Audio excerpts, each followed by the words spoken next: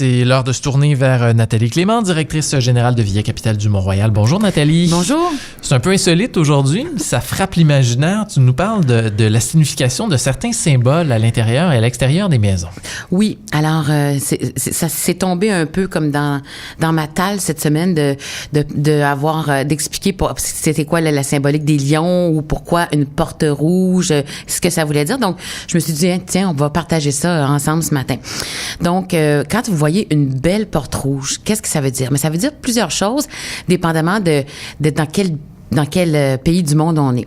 Donc, pour les anglo-saxons, en général, une porte rouge veut dire que l'hypothèque est payée. Donc, c'est un signe qu'on a réussi, puis on peinture notre porte rouge.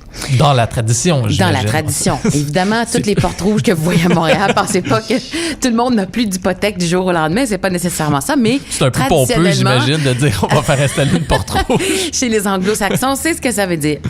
Et aux États-Unis, ce que ça voulait dire à l'époque, c'est intéressant, les gens peignaient leur porte rouge en signe d'accueil pour les voyageurs qui voyageaient à pied sur les routes. Alors, une porte rouge signifiait que c'était un endroit sécuritaire où le voyageur pouvait s'arrêter. En Feng Shui, le rouge, c'est une couleur chanceuse et ça illustre la bouche et c'est donc l'entrée, la bouche et l'entrée par laquelle le chi peut pénétrer dans la maison.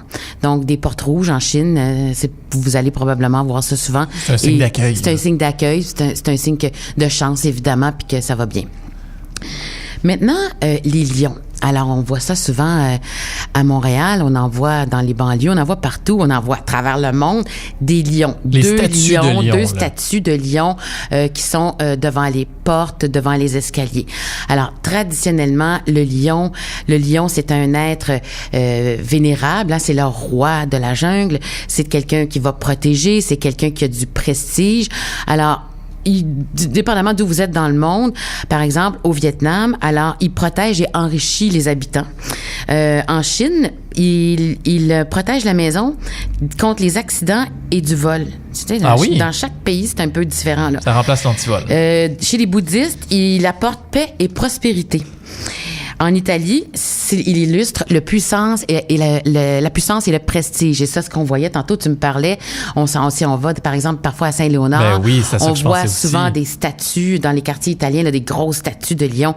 Alors, c'est ça, la richesse et l'opulence. Plus particulièrement au Québec, traditionnellement, on dit que les Québécois, quand ils ont fini de payer leur hypothèque, eh bien, ils mettent un lion ou deux lions devant leur propriété. Alors là encore, allez pas croire que toute maison qu'on voit avec des lions veut dire qu'elles sont libres d'hypothèque nécessairement, mais il y a des gens qui faisaient ça. Et c'est facile d'acheter des lions, hein, ça se trouve chez Canadian Tire, là, des petits lions en plâtre ou en ciment, en fait. En ciment, ça se trouve dans tous les centres de jardins ornementaux à l'extérieur de Montréal. Donc, c'est quelque chose qui est relativement courant, là.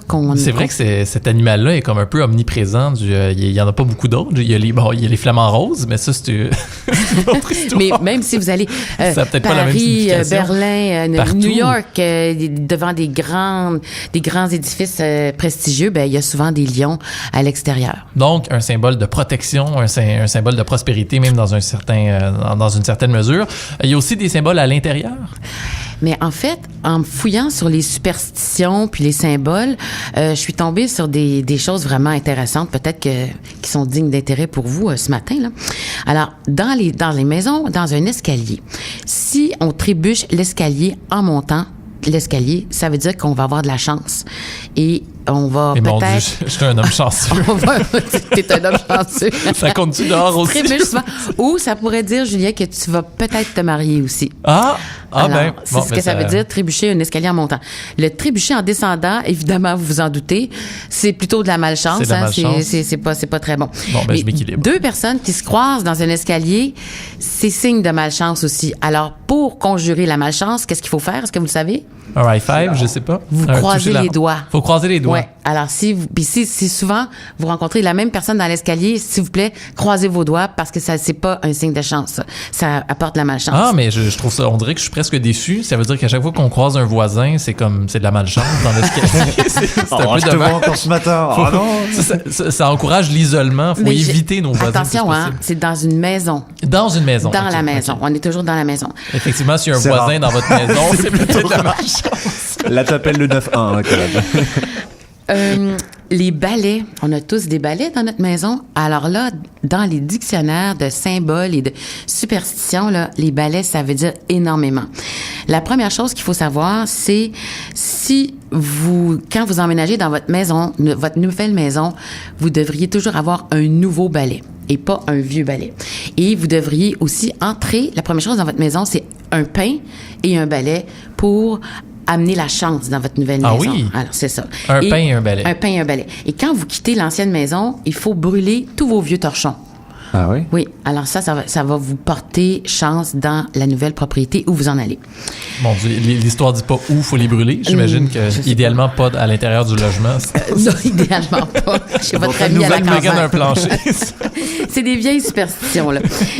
En Angleterre, placer un balai derrière notre porte va faire en sorte que ça va éloigner les gens qui voudraient y entrer comme un voleur, par exemple, quelqu'un qui n'a pas d'affaires dans votre maison.